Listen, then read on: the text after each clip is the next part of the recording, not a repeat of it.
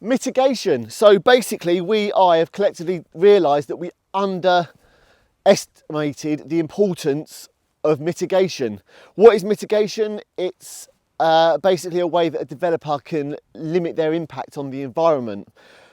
And we kind of felt like at the beginning that if we were to say, here's our mitigation measures, it's basically saying, yeah, carry on, build it, but do this. So we kind of left it as if it was their job to do the mitigation, because they should be doing the surveys and they should know what to do.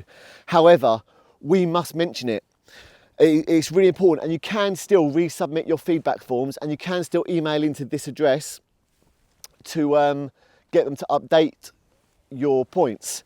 So I'm going to mention some of the mitigation points, and I'll put the rest of them in the comment section. Now, the reason being, this mitigation is so important and we must focus on it now, is that National Grid are going to be putting in planning permission to build this converter station right here in this flooded field behind me.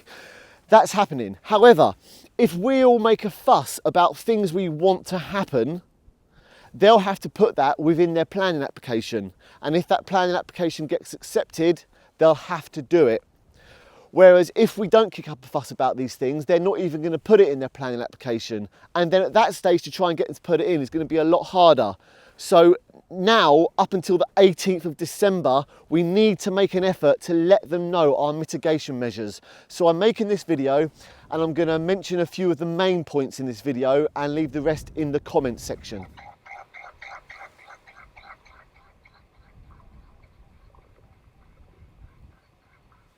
Okay, so one of the things they've said to do, and we need them to do more of it, is to buy land.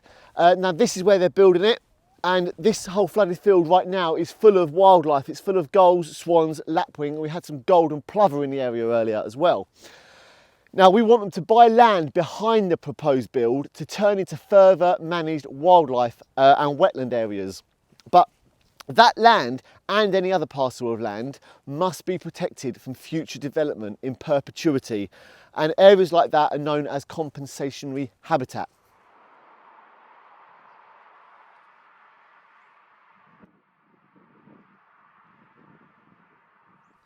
Now, pylons, this is a big one. It's a proven issue that pylons are a hazard to birds' flight paths.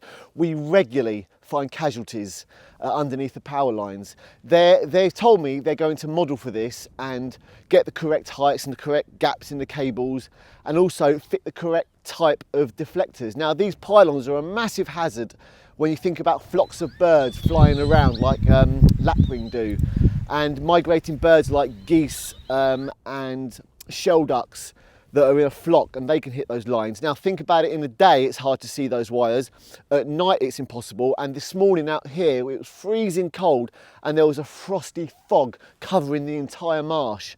So they need to fit the right type of deflectors. Now we really don't want them to have pylons, but they're telling us they can't get the cables underground, it just can't be done, and we were saying they can go underground where they can, and when they get to a stream they can bridge, but they're saying they can't. So if we really have to have pylons, those pylons must have nest boxes on for species such as kestrels, peregrines, falcons, ravens and storks, and nest boxes for bats. Now sometimes they'll tell you they can't put nesting platforms on because if they need to access those pylons for maintenance and there's a Schedule 1 listed bird nesting on there, they can't get to it. However, there is ways around this. You know, there is licenses available. People go up into nests to ring these birds as well, so you can get licenses. And it is happening elsewhere in the world, so it can be done. One of the really good mitigation ideas is these. These are pole-mounted barn-owl nest boxes, and we would like them to install a load of these throughout the marshland, something like 30 or more. These are absolute brilliant, important boxes, and we've seen barn owls fledging from these. However, that goes hand in hand with banning the use of rodenticides. Some of these big developments, by default, because they just get missold it by pest control companies, have rodenticide, which is a bait that poisons rats and anything else that tries to eat it. And then, of course, that dying creature then gets predated on by something bigger, which in turn then gets killed.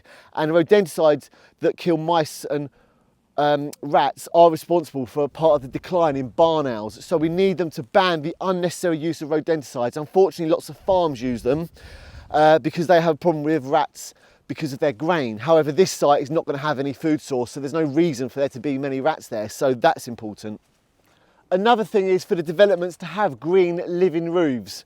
That will really help out our pollinators, capture carbon, clear the air. There's so many benefits to living roofs and we really want those buildings to have them. And the other thing is runoff. Right now I am stood in the middle of the field where this converter site is going to be built. And it is absolutely flooded. Just look at it. It's crazy. So runoff is going to be a very big issue here. These marshes are a sponge that soak up the storm and the heavy rains. So living roofs can help to reduce the runoff of rain falling on the roof because they soak it up like a sponge too. And also we need them to limit the amount of hard standing on this development and have a filter system in place to deal with the runoff from the converter site, because it will contain pollutants plus microplastics from the car tyres, and where possible to use stone chippings to help aid the flow of runoff from the site, because there's going to be a lot of it. And also if they were to have lots of chippings within the development, they'll actually be good little nesting sites for some wader birds such as oyster catchers. Now we want all of the surrounding boundary to be planted out with native hedgerow. Look at all these berries on here. Absolutely brilliant for wildlife, and we're going to be losing a lot of hedgerow for this development. So we want native hedgerow because it will help as a barrier from noise pollution. And hear that? Fieldfare. There's been some fieldfare over there feeding on the berries as well. Now here's a funny one, electromagnetic field. We need that to be monitored, and what that is with the conversion of the electric, there's going to be an electromagnetic field. Now some birds more than others rely on their onboard compass, the magnetic compass of the earth, to navigate their migration routes, and that electromagnetic field has the real potential to interrupt and misguide migrating birds. So that's something that needs to be monitored. And the other thing is to sort out the Environment Agency's pump management of the marshes. We've got really outdated management from the Environment Agency down here, and that's something that needs to be done. And the eel population is very important down here, and the pumping of the water mustn't be done at night. So that's something that kind of needs to be looked into, the management of the water levels on the marshes by the environment agencies. That's something National Grid could step in and help with. Now we need them to finish their wildlife and flora surveys and publish the results for all of us to see, because I and others know exactly what's here and we want to see their results. And finally,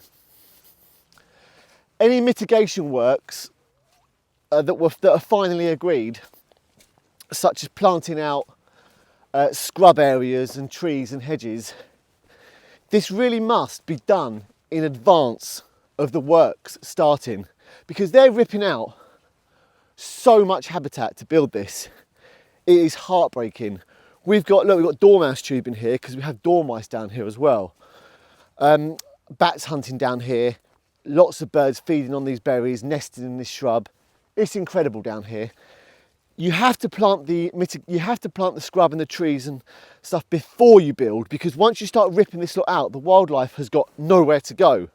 So you need to do this in advance. Now, wildlife now in our lifetime is in serious decline, and hand in hand with the climate crisis goes the biodiversity crisis. So when they call this green energy, you need to let them know that. So there's some of the top mitigation points, and I'm going to be putting them in the comments section when it's kind of finalised. We really need to make an effort to let them know our mitigation measures. Okay, cheers for listening everyone.